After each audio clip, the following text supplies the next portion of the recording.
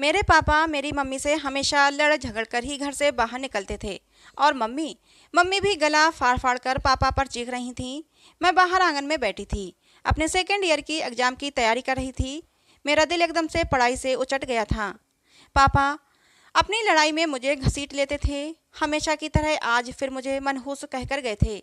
मेरा दिल चूर चूर हो गया था। मैं सोच रही थी कि सीरियलों में तो दिखाया जाता है कि पिता अपनी इकलौती संतान पर जान निछावर कर देते हैं, मगर यहाँ तो कुछ अलग ही किस्सा था। मेरा बाप मुझे मनहूस कहता तो मम्मी गुस्से में आकर कहती, भगवान से प्रार्थना करो कि वो मर जाए, ख़त्म हो जाए, तुम्हारी ज़िंदगी में मेरी बेटी चांदनी का मनहूस साया न पड़े। मैंने ऐसी ज़िंदगी जीकर करना भी क्या था, एक दादी की कसर ही रह जाती। जैसे ही पापा घर से बाहर निकलते तो फिर दादी का पुराण शुरू हो जाता, ऐसे कर दिया वैसे कर दिया। मैं बहुत परेशान हो गई थी। हमारा घर एक युद्ध के मैदान से कम नहीं था। लोग अपनी अपनी छतों पर खड़े होकर सास बहू की लड़ाई से ऐसे मजे उठाते जैसे कोई थिएटर में फिल्म चल रही हो। मैं तंग आ चुकी थी इन सब झगड़ों से। दादी मम्मी को कोसने लग जाती और कहती, मैं तुझे तो छुड़वा कर ही रहूंगी और मैं अपने बेटे की दूसरी शादी करवा कर रहूंगी। तूने बहुत ऐश कर ली और मेरे बेटे की कमाई खा खा कर बहुत चर्बी तुझे चढ़ गई है। फिर मम्मी और दादी की तू मैं शुरू हो जाती थी और वो शाम तक चलती रहती। मुझे दादी की एक बात पर बहुत हंसी आती। मैंने अपनी मम्मी को कभी अपने ऊपर 1 रुपया भी खर्च करते नहीं देखा था। ऐश करना तो बहुत दूर की बात है। मम्मी मेरे पास आई तो मैं अपने ख्यालों से चौंक गई थी। उन्होंने अपने दुपट्टे से बंधे हुए गांठें खोलकर मुझे कुछ पैसे थमा दिए और बोली, जा बेटा, दुकान से 1 किलो बाजरे का आटा ला दो। बाजरे की रोटी तेरे पापा बहुत शौक से खाते हैं। मैंने मम्मी से पैसे लिए और चप्पल पहनकर बाहर की तरफ चलती थी। मैं ये सोच रही थी कि मम्मी हर रोज मुझसे बाजरे का आटा क्यों मंगवाती हैं, जब उन्होंने पकानी ही नहीं होती। मम्मी पता नहीं उन आटों का क्या करती थीं। मुझे तो यही लगता था कि घर के टेंशन वाले माहौल से मुझे दूर करने के लिए बाहर भेजती थीं, ताकि मेरा मूड फ्रेश हो जाए, सुकून की सांसें ले सकूं। मेरी मम्मी साधारण औरत थीं, सारा दिन काम में लगी रहतीं, मगर उनसे कोई भी खुश नहीं था। और उनकी गलती ये थी कि वो पापा को बेटा नहीं दे सकती थीं। मेरी पैदाइश के बाद मम्मी को कुछ ऐसी बीमारी लग गई थी कि मम्मी अब दोबारा कभी बच्चा पैदा नहीं कर सकती थीं। इस बात से पापा मम्मी को मनहूस कहते थे। मेरे पापा बिल्कुल मनमौजी इंसान थे। उन्होंने घर के बाहर अपनी दिलचस्पी का बड़ा सामान कर रखा था।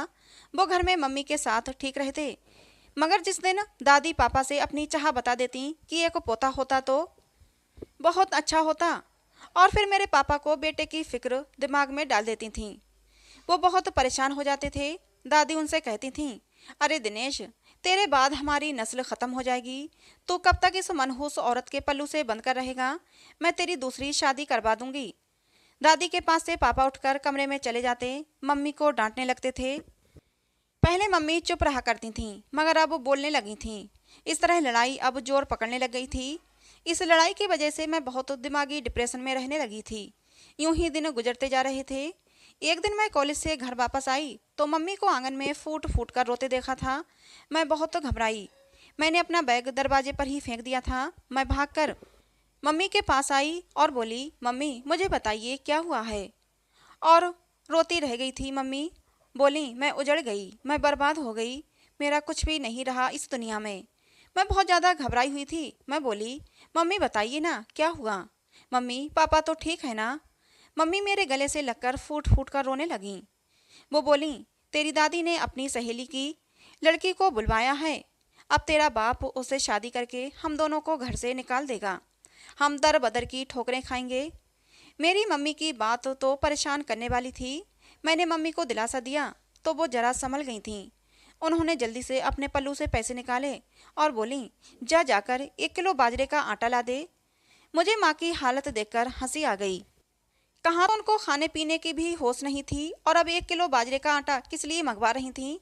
मैं बोली, मम्मी क्या ये बाजरे का आटा अपनी होने वाली सौतन के लिए पकाओगी क्या? मेरी बात सुनकर मम्मी थोड़ा सा घबरा सी गईं। मैंने हंसते हुए उनसे पैसे लेकर दुकान से बाजरे का आटा लेने चली गई थी। मुझे मालूम था कि हर रोज की तरह आज भी बाजरे के आटे की रोटी नहीं बनेगी। कभी कभार तो मुझे लगता मम्मी 1 किलो बाजरे का आटा हर रोज मंगवाती हैं, कहीं ना आटे का गोदाम तो नहीं खोल रही। फिर मैं खुद ही अपने ख्याल पर हंस देती थी। मैं बाजरे का आटा लेकर वापस आई तो दादी की सहेली की बेटी आ चुकी थी। वो 27-28 साल की लड़की होगी, मम्मी से 8 साल छोटी। उन्होंने बड़े बड़े फैशन के कपड़े पहने हुए थे, जीन्स और पैंट। अब बड़ी स्मार्ट बनकर आई थी, क्योंकि मेरे पापा से उसे शादी जो करनी थी। जब मैंने अपनी मम्मी को देखा तो मम्मी बिल्कुल ही बुझी हुई थीं। वे 4 साल पुराना कपड़ा पहनकर आंगन में गुमसुम सी बैठी हुई थीं। आरती आंटी के सामने बिल्कुल ही फीकी पड़ गई थीं। मुझे मम्मी पर बहुत तरस आया था। मैंने पापा को देखा तो पापा आरती आंटी को तक रहे थे। दादी भी बहुत खुश थी। मैं अपनी मम्मी की हालत समझ सकती थी। फिर हम सब ने मिलकर खाना खाया था। दादी हर चीज़ सबसे पहले आरती आंटी को दे रही थीं। पापा भी उनके आगे पीछे जा रहे थे। मम्मी और मैं, हम दोनों तो बिल्कुल बेजान से पड़े हुए थे। ऐसा लगता था जैसे हम वहाँ मौजूद ही नहीं थे। खाने के बाद सब अपने अपने कमरे में चले गए। मुझे मालूम था आज सारी रात मेरी मम्मी रोने वाली थीं। सुबह हुई तो मम्मी मेरे पास आई और बोली कि आज तुम कॉलेज नहीं जाओगी, आज हम बाजार जाएंगे। मैंने कुछ खरीदारी करनी है। मैं हंस पड़ी। मैंने कहा, मम्मी आज आप सुबह आरती आंटी के डर से शॉपिंग करने जा रही हो। मेरे कहने पर जाती तो शायद ये समस्या पैदा ना होती। मम्मी बहुत तो गमगीन हो रही थीं। मम्मी ने पहली बार अपने लिए शॉपिंग करने के लिए पैसे पापा से लिए थे। पापा ने मम्मी को अच्छे खासे पैसे दिए थे। पता नहीं पापा की इस मेहरबानी के पीछे पापा के कौन से राज छुपे हुए थे, या फिर सुबह से ही आरती आंटी के आने के बाद से पापा की खुशी थी। उन्हें पैसों की परवाह नहीं होती थी। जो भी था, हम दोनों माँ बेटी बाजार गए। मैंने मम्मी को अच्छे अच्छे फैंसी कपड़े दिलवा दिए थे। नए जूते भी मम्मी को दिलवाए थे। वापसी पर कपड़े दर्जी को भी दे आए थे। अब हम घर लौट आए तो दादी तो अपने कमरे में ही बैठी माला जाप कर रही थीं, जबकि पापा आरती आंटी के साथ बातों में बिजी थे। मम्मी की सारी खुशी बिल्कुल गंदी और फीकी पड़ गई थी। मम्मी के तन बदन में आग लग गई थी और वो कमरे में चली गईं। पापा भी मम्मी के पीछे ही गए थे। मैं आरती आंटी के पास बैठकर फैशन और मेकअप की बातें करने लगी थी। मम्मी मुझे अक्सर कहती थी कि मैं आरती आंटी को अपने साथ बिजी रखा करूं, वो तुम्हारे पापा के साथ ना बैठा करे। घर में अजीब सा तनाव था। दादी सारा दिन आरती आंटी को पापा के नज़दीक भेजने के आइडिया निकालती रहती थीं, जबकि मेरे पापा तो खुद आरती आंटी के आगे पीछे फिरते थे। मम्मी इधर अलग जतन करती और पापा मनमौजी से थे। मैंने गौर किया था कि वो आरती आंटी के इतने हुस्न के बावजूद कभी कभार ही बात करते थे। मेरी मम्मी भी अब नए कपड़े पहनने लगी थीं और रोज़ बालों में कंघी करती और मेकअप भी करती। एक दिन हम सब मिलकर खाना खा रहे थे, जब दादी मुझसे बातें कर रही थीं। चांदनी, खाना खाकर सामने वाली दुकान से 1 किलो बाजरे का आटा ले आना, तुम्हारे पापा बहुत शौक से खाते हैं। मैंने हैरत से दादी की तरफ देखा और बोली, दादी आपने भी मम्मी वाला कारोबार शुरू करने का सोच लिया क्या? सबने चौंक कर मेरी तरफ देखा तो पापा बोले, क्या मतलब? मैं सारी बात बताने वाली थी। मतलब मम्मी मुझे दुकान पर, अभी मैंने इतना ही कहा था। मैंने बात करते करते मम्मी की तरफ देखा तो वो ना में सिर हिला रही थीं। उनकी आंखें भी मुझे बहुत बुरी तरह से घूर रही थीं। मुझे लगा मुझे मम्मी की बात सबके सामने नहीं बतानी चाहिए, इसलिए मैंने बात बदल डाली। मम्मी मुझे जब कोई चीज़ मंगवाती हैं तो मुझे भी पैसे देती हैं, तो मुझे लगा दादी ने भी वही वाला कारोबार शुरू कर दिया है। पापा मेरी बात पर हंस पड़े।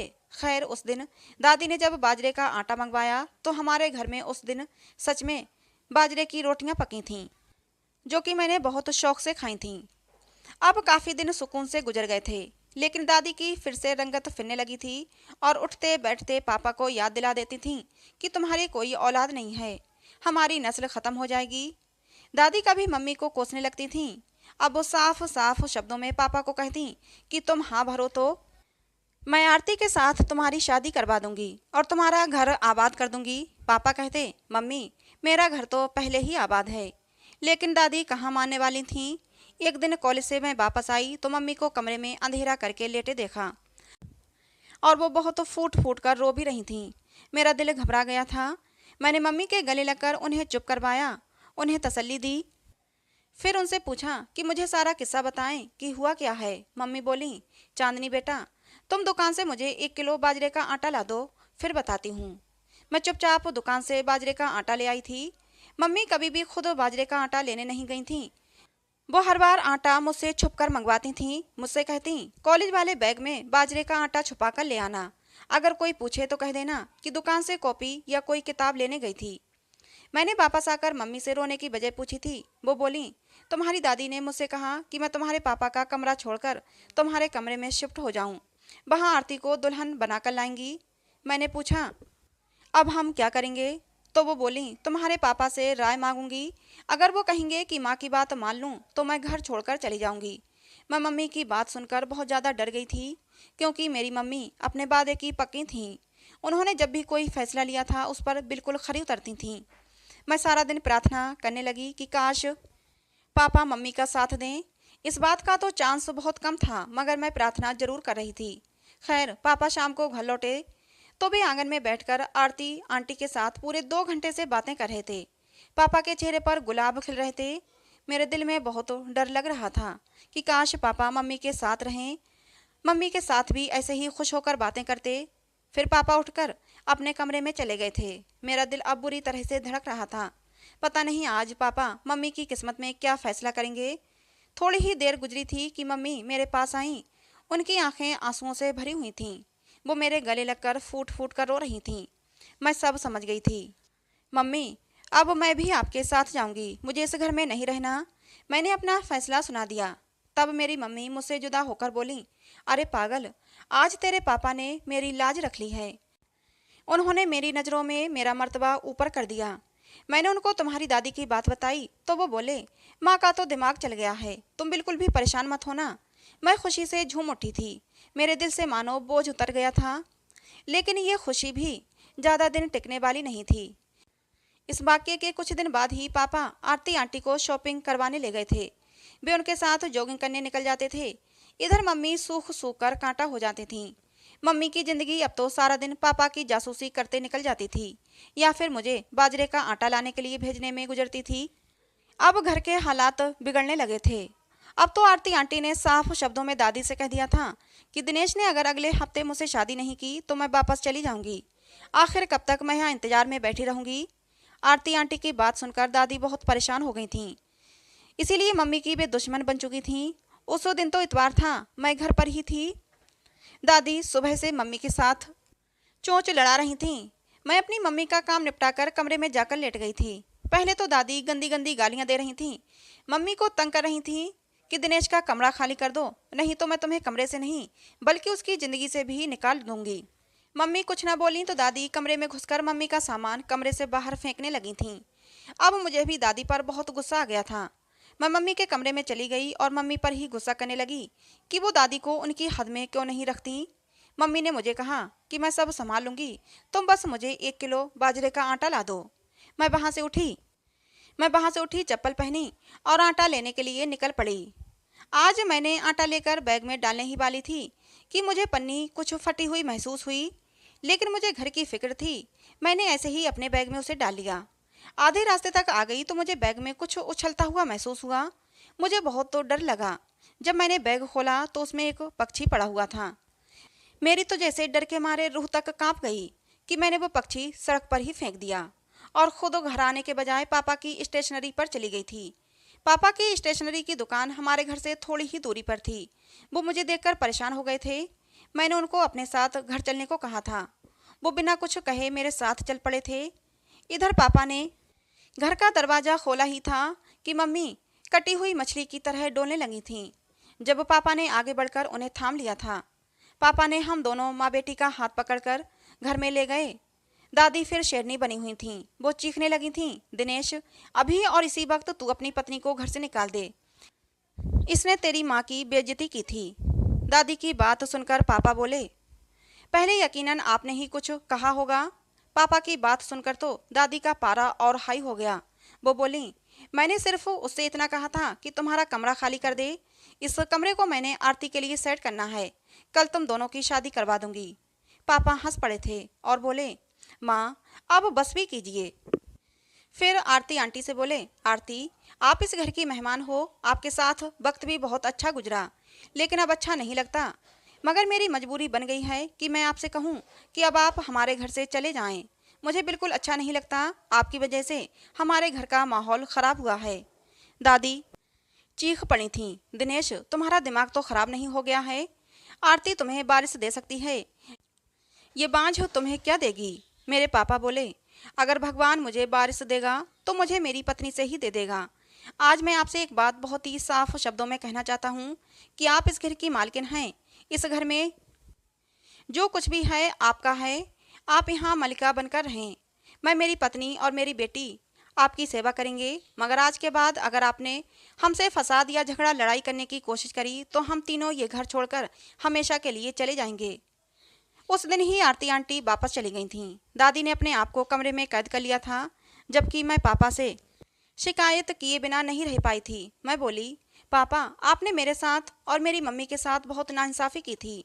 काश आपने शुरू से ही हमें प्यार और इज्जत दी होती। पापा ने बोला, बेटा, तुम्हारी माँ मेरी ज़रूरत है और मैं तुम्हारी माँ के बिना नहीं रह सकता। लेकिन मैं अपनी माँ के आगे मजबूर था। मेरी माँ बहुत गर्म मिजाज की औरत हैं। मैंने हमेशा तुम दोनों को उनके गुस्से से बचाने की कोशिश की है।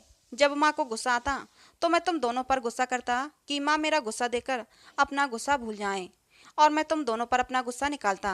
पापा की बात सुनकर मेरी आंखें भीग गई थीं। फिर मैंने अपनी मम्मी से पूछा, आप हर रोज मुझसे बाजरे का आटा क्यों मंगवाती थीं? उस दिन उस आटे में एक अधमरा पक्षी पड़ा हुआ था, जिसे देखकर मैं बहुत ज़्यादा डर गई थी। इतना तो मैं जानती हूँ कि दुकानदार इतनी बड़ी गलती नहीं कर सकता कि आटे के बजाय पक्षी दे दिया। उसमें ज़रूर कोई राज छुपा है। आप मुझे बताइए, वो परिंदा वहाँ क्या कर रहा था? मेरी मम्मी मेरी बात सुनकर अब बहुत घबरा चुकी थीं, मगर उनके पास सच बोलने के सिवा कोई चारा नहीं था। वो बोली, जिस दिन दुकानदार से तुम बाजरे का आटा लाई थी ना, उसके पड़ोस में एक बाबा जी रहते हैं। वो ताबीज गंडे का काम करते हैं। एक दिन मैंने उस दुकानदार से कहा था कि मेरे लिए भी एक ताबीज ले ले। उसने बताया कि बाबा जी 40 दिन तक 1 किलो बाजरे के आटे पर दम करके देंगे, जो छत पर जाकर पक्षियों को डाल देना है, और आखिरी दिन वो एकदम अधमरा पक्षी देंगे जो सास को खिलाना होगा। उससे मेरी सास की जुबान बंद हो जाएगी हमेशा के लिए। मगर बेटा, तुमने वो पक्षी रास्ते में ही फेंक दिया और फिर मेरे 40 दिन पूरे हो जाते, मेरी समस्याएं ख़त्म हो जाती, मेरे दिन बेहतर हो जाते। उसके लिए तुम्हें आटा लेने के लिए भेजती थी। देखो ना, उस ताबीज की करामात से कैसे सब कुछ ठीक हो गया। तुम्हारे पापा का दिल भी बदल गया और मेरी तरफ हो गए हैं। मम्मी की मासूम सी बातें सुनकर मैं मुस्कुरा दी थी, मगर मेरे पूरे बदन में ये सुनकर गुस्सा भर गया था। मैंने अपनी चप्पल पहनी और दुकानदार के पास जा पहुंची थी। मैंने उसको खूब खरी खोटी सुना दी और उसे कहा कि तुम्हें तो डूब कर मर जाना चाहिए कि तुम लोगों को तबाही के रास्ते पर डालते हो, काले जादू करवाते हो।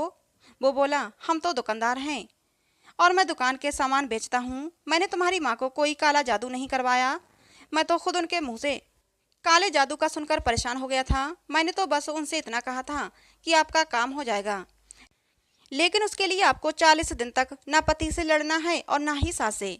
आप खुद ही सोचें, अगर कोई औरत 40 दिन तक घर वालों से नहीं लड़ेगी तो घर वाले उसे क्यों लड़ेंगे? वो भी इंसान बन जाएंगे। मुझे नहीं मालूम कि ये ताबीज से कुछ होता भी है या नहीं। मैं दुकानदार की सोच से सहमत थी। उसने कैसे अपने आप को सारी समस्याओं से बचा लिया था। उसने मम्मी को कितनी समझदारी की बात बताई थी। मैं इतना जरूर जानती हूँ कि पापा का दिल किसी ताबीज से नहीं बदला था, मगर मम्मी के बेइंतहा प्यार और उनकी मोहब्बत और कुर्बानियों की वजह से बदला था। अगर हर औरत अपनी जुबान बंद रखे, सब्र करे, तो उसके पति भी लड़ना छोड़ देंगे। छोटी छोटी बातों पर घर नहीं टूटेगा और ना ही सौतने लाई जाएंगी। अब इस किस्से को बीते 2-3 साल हो गए हैं। मेरे पापा डॉक्टर के पास मेरी मम्मी को लेकर गए और फिर मेरी मम्मी का इलाज करवाया। मेरी मम्मी को अब बेटा हुआ है। मेरा एक छोटा सा भाई भी आ गया है। तो दोस्तों, ये कहानी आपको कैसी लगी कमेंट बॉक्स में ज़रूर बताना। पसंद आई हो तो प्लीज़ लाइक करना। ऐसी और कहानियों के लिए हमारे चैनल को सब्सक्राइब करना। मिलते हैं दोस्तों अगली किसी नई कहानी में।